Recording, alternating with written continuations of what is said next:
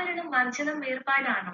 വൈകാരികമായും സാംസ്കാരികമായും നോക്കുമ്പോൾ ഒരു വ്യക്തി തന്റെ ജീവിതത്തിൽ എപ്പോഴും ധരിച്ചിരുന്ന ആഭരണങ്ങൾ പെട്ടെന്ന് മാറ്റിവെക്കുകയോ ധരിക്കാതിരിക്കുകയോ ചെയ്യുന്നത് തീർച്ചയായും വേർപാട് എന്ന് പറയാം. എന്നാൽ ബൈബിൾ പറയുന്ന യഥാർത്ഥ വേർപാട് ആണോ അതോ ചില സഭകൾ തങ്ങളുടെ ആചാരങ്ങളെ ന്യായീകരിക്കാൻ വേണ്ടി ഉണ്ടാക്കിയെടുത്ത ഒരു ബാഹ്യമായ വ്യാഖ്യാനം മാത്രമാണോ എന്നതാണ് നാം പരിശോധിക്കുന്നത്. ബൈബിൾ പറയുന്ന യഥാർത്ഥ വേർപാടും സഭകൾ പറയുന്ന ആഭരണ വർജനവും തമ്മിലുള്ള വ്യത്യാസം താഴെ പറയുന്ന രീതിയിൽ മനസ്സിലാക്കാം.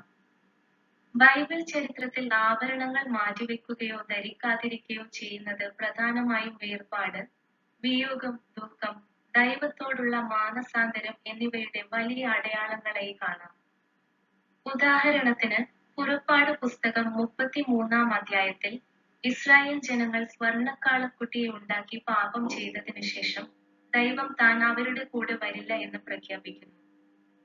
ദൈവസാന്നിധ്യം തങ്ങളിൽ നിന്ന് വേർപെട്ടു എന്നറിഞ്ഞപ്പോൾ ജനങ്ങൾ വലിയ ദുഃഖത്തിലായി. 4-5 വാക്യങ്ങളിൽ ദോഷകരമായ ഈ വചനം കേട്ടപ്പോൾ ജനം ദുഃഖിച്ചു. ആരും തന്റെ ആഭരണം ധരിച്ചതുമില്ല. നിങ്ങൾ ദോഷാഠ്യമുള്ള ജനമാകുന്നു. ഞാൻ ഒരു നിമിഷനേരം നിന്റെ നടുവിൽ നടന്നാൽ നിന്നെ സംഹരിച്ചു കളയും. അതുകൊണ്ട് ഞാൻ നിന്നോട് എന്തു ചെയ്യണം എന്ന് അറിയേണ്ടതെന്നു നീ നിന്റെ ആഭരണം നീക്കിക്കളക എന്നിങ്ങനെ ഇസ്രായേൽ മക്കളോട് പറക എന്നു യഹോവ മോശെയോട് കൽപ്പിച്ചിരുന്നു എന്ന് ദൈവം കൽപ്പിക്കുന്നു.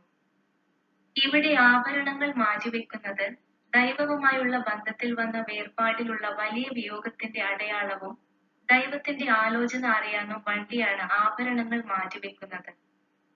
അല്ലാതെ അവർ പിന്നീട് ഒരു കാലത്തും ആരും തന്റെ ആഭരണം ധരിച്ചതുമില്ല എന്ന അർത്ഥത്തിലല്ല എന്ന് മുൻ വീഡിയോയിൽ നാം കണ്ടതാണ്. 1. ബൈബിൾ പറയുന്ന യഥാർത്ഥ വേർപാട് എന്താണ്? പാപത്തോടുള്ള വേർപാട്. ക്രിസ്തീയ ജീവിതത്തിലെ വേർപാട് എന്നാൽ ലോകത്തിലെ പാപങ്ങൾ, അനീതികൾ, വെറുപ്പ്, സ്വാർത്ഥത, അസൂയ എന്നിവയിൽ നിന്ന് മാറി നിൽക്കുക എന്നതാണ്. റോമർ 12-2 ഹൃദയത്തിന്റെ വിശുദ്ധി. യേശുക്രിസ്തു ആവശ്യപ്പെട്ടത് ഹൃദയത്തിന്റെ വേർപാടാണ്. നിങ്ങൾ ലോകത്തിന്റേതല്ല എന്ന് യേശു പറഞ്ഞത് ലോകത്തിന്റെ പാപവഴികളിൽ നിന്ന് വേർപെട്ട് ജീവിക്കാനാണ്, അല്ലാതെ വസ്ത്രത്തിലോ ആഭരണത്തിലോ ഉള്ള മാറ്റമല്ല. യോഹന്നാൻ 15-19 2. ആഭരണ വർജനം ഒരു ബാഹ്യമായ വേർപാട് മാത്രം. മനുഷ്യൻ ഉണ്ടാക്കിയ അടയാളം.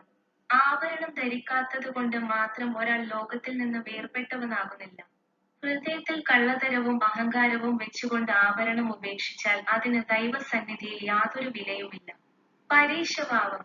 യേശുവിന്റെ കാലത്തുണ്ടായിരുന്ന പരീശന്മാർ പുറമെ വലിയ വേർപാടും ആചാരങ്ങളും കാണിച്ചിരുന്നു. വസ്ത്രത്തിന്റെ അരികുകൾ നീട്ടുക, ഉപവസിക്കുക. എന്നാൽ അവരുടെ ഉള്ളിൽ കപടഭക്തിയായിരുന്നു. അവരെ യേശു കഠിനമായി ശകാരിച്ചു. മത്തായി 23-27 ആഭരണം ഒഴിവാക്കുന്നത് മാത്രമാണ് ആത്മീയത എന്ന് ചിന്തിക്കുന്നത് ഇതേ പരീക്ഷഭാവമാണ്.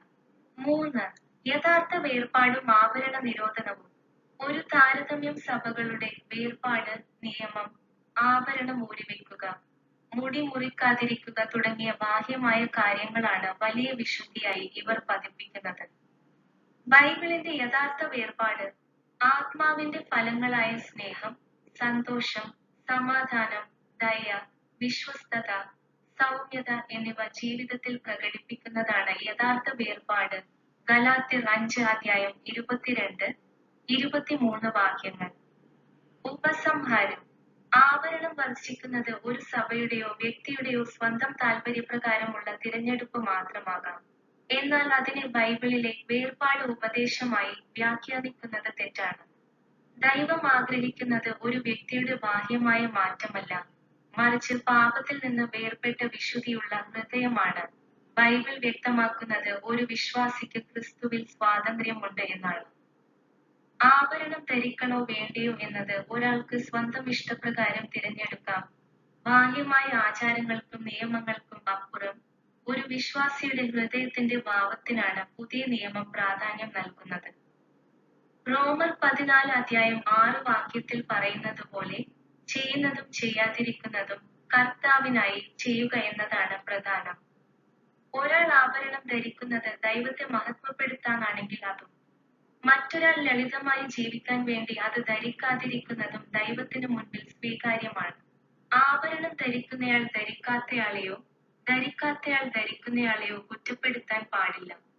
കാരണം രണ്ടുപേരും ക്രിസ്തുവിലാണ്.